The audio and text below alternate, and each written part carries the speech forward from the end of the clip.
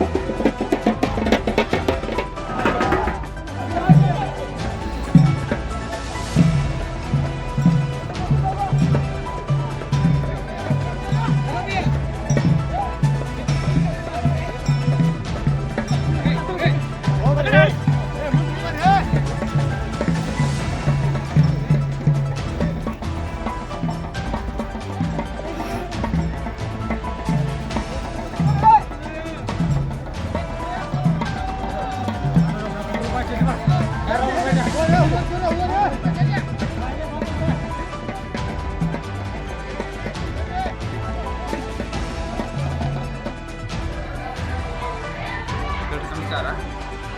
ಶ್ರೀ ದ್ಯಾಮಮ್ಮ ಹಾಗೂ ಶ್ರೀ ದುರ್ಗಮ್ಮ ದೇವಿಯ ಜಾತ್ರಾ ಮಹೋತ್ಸವ ಅದ್ದೂರಿಯಾಗಿ ನಡೆಯುತ್ತಿದೆ. ಈಗ ಈ ಜಾತ್ರೆ ಹಿಡಿದು ಯಾವ ಹಿರಿಯರಿಗೂ ಗೊತ್ತಿಲ್ಲ ರೀ. ನಮಗೆ ಗೊತ್ತಿದ್ದ ಪ್ರಥಮವಾಗಿ ಬಟ್ ಕೆಲವೊಂದು ಹಿರಿಯರು ಹೇಳ್ತಾರೆ ಮೊದಲು ಜಾತ್ರೆ ನಡೆದೈತೆ ಅಂತಾರೆ. ಪ್ರಥಮವಾಗಿ ನಡೆದೈತಿ. ಈಗ 5-6 ದಿವಸ ಜಾತ್ರೆ ಚಲೋ ಆಗಿರಿ. ಈಗ ನಾವು ಮೊದಲು ಕಲ್ಲಿನ ಮೂರ್ತಿದ್ದು, ಈಗ ನಾವು ಹೊನ್ನಾಡ ಸಲುವಾಗಿ ಕಟ್ಟಿಗೆ ಮೂರ್ತಿ ಮಾಡ್ತೀವಿ ಮತ್ತು ಪಂಚಲೋಹದ ಮೂರ್ತಿ ಮಾಡ್ತೇವೆ ರೀ. ಈ 3 ದಿವಸ ಅದ್ದೂರಿಯಾಗಿ ನಾವು ಹೊನ್ನಾಟ ಮಾಡಿದೆವು. ಮತ್ತು ಹೊನ್ನಾಟ ಮುಕ್ತಾಯ ಆಗ್ತದೆ. ಮುಂದೆ ಗ್ರಾಮಸ್ಥರದ ಉಡಿ ತುಂಬು ಕಾರ್ಯಕ್ರಮಗಳು ಇರ್ತಾವೆ. ಈ ಜಾತ್ರೆ ಪ್ರಯುಕ್ತವಾಗಿ ವಿವಿಧ ಸಾಂಸ್ಕೃತಿಕ ಕಾರ್ಯಕ್ರಮಗಳು ಇದಾವೆ ರೀ. ಆರ್ಕೆಸ್ಟ್ರಾ ಮತ್ತು ರಸಮಂಜರಿ ಕಾರ್ಯಕ್ರಮ ಮತ್ತು ಟಗರಿನ ಕಾಳಗ ಮತ್ತು ಶರ್ತ್ಗಳು ಮತ್ತು ವೀರಕೇಸರಿ ಅಂಬರ ಬಾಳಪ್ಪ ನಾಟಕ ಐತಿ ಮತ್ತು ನಿಧಾನ ಬೈಕ್ ಓಡಿಸೋ ಸ್ಪರ್ಧೆ ಇದೆ. ಈಗ ಜಾತ್ರೆ ಪ್ರಯುಕ್ತವಾಗಿ ವಿವಿಧ ಕಾರ್ಯಕ್ರಮವನ್ನು ನಾವು ಹಮ್ಮಿಕೊಂಡಿದ್ದೇವೆ. ಎಲ್ಲ ಗ್ರಾಮಸ್ಥರ ಸಹಾಯ ಮತ್ತು ಸಹಕಾರದಿಂದ ಜಾತ್ರೆಯನ್ನು ಯಶಸ್ವಿಯಾಗಿ ನಡೆಸ್ಕೊಂಡು ಹೋಗ್ತಾ ಅಂತ ನಿಮಗೆ ತಿಳ್ಪಡ್ತೀವಿ. ನಮಸ್ಕಾರ. ಅಂಟೂರು ಗ್ರಾಮದ ಗ್ರಾಮಸ್ಥರಿಂದ ತಮಗೆ ತಿಳಿಸಿದ್ದೇನೆಂದರೆ ಸುಮಾರು 2 ವರ್ಷ ಹಿಂದೆ ಇದು ಜಾತ್ರೆ ಆಗಿತ್ತು. ಇದು ಯಾವ ಹಿರಿಯರಿಗೂ ಗೊತ್ತಿಲ್ಲ ಇದು. ಅದಕ್ಕಾಗಿ ಏನು ಮಾಡಿದ್ವಿ, ಎಲ್ಲ ಗ್ರಾಮಸ್ಥರೆಲ್ಲ ಕೂಡಿ ಹೊಸದಾಗಿ ದೇವಿ ಮೂರ್ತಿಯನ್ನು ಮಾಡಿಸಿ ಆನಂತರ ಹೊನ್ನಾಟ ಆಡಿ ಆಮೇಲೆ ವಿವಿಧ ಸಾಂಸ್ಕೃತಿಕ ಕಾರ್ಯಕ್ರಮ ಹಮ್ಮಿಕೊಂಡು ಆಮೇಲೆ 21ನೇ ತಾರೀಕಿಗೆ ನಾವು ರಥೋತ್ಸವ ದೇವಿ ಈ ಥರ ಎಲ್ಲ ಮತ್ತು ಅದರ ಜಾತ್ರೆ ಪ್ರಯುಕ್ತವಾಗಿ ನಾವು ವಿವಿಧ ಸಾಂಸ್ಕೃತಿಕ ಕಾರ್ಯಕ್ರಮಗಳನ್ನು ಹಮ್ಮಿಕೊಂಡೆವು. ಚೌಡಿಕಿ ಪದಗಳು ಆಮೇಲೆ ವಿವಿಧ ಸಾಂಸ್ಕೃತಿಕ ಅಂಟುಬಾಕು ನಾಟಕ ಐತಿ. ಈ ಥರ ಎಲ್ಲ ಗ್ರಾಮಸ್ಥರೆಲ್ಲ ಒಕ್ಕೂಟಿ ಈ ಜಾತ್ರೆಯನ್ನು ಯಶಸ್ವಿಗೊಳಿಸಿದ್ದಾರೆ. ಪ್ರತಿದಿನ ಅನ್ನಪ್ರಸಾದ ಸೇವೆ ಹಾಗೂ ಇತರ ಸೇವೆಗಳೆಲ್ಲ ಇಲ್ಲಿ ನಡ್ಕೊಂಡು ಬಂದಿದ್ದಾವೆ. ಇದೇ ಥರ ಮುಂದೆ ಗ್ರಾಮಸ್ಥರೆಲ್ಲರೂ ಒಟ್ಟುಗೂಡಿಕೊಂಡು ಈ ಜಾತ್ರೆಯನ್ನು ಪೂರ್ಣ ಮಾಡ್ತಾರೆ ಅನ್ನೋ ನಂಬಿಕೆ ನಮ್ಮಲ್ಲಿ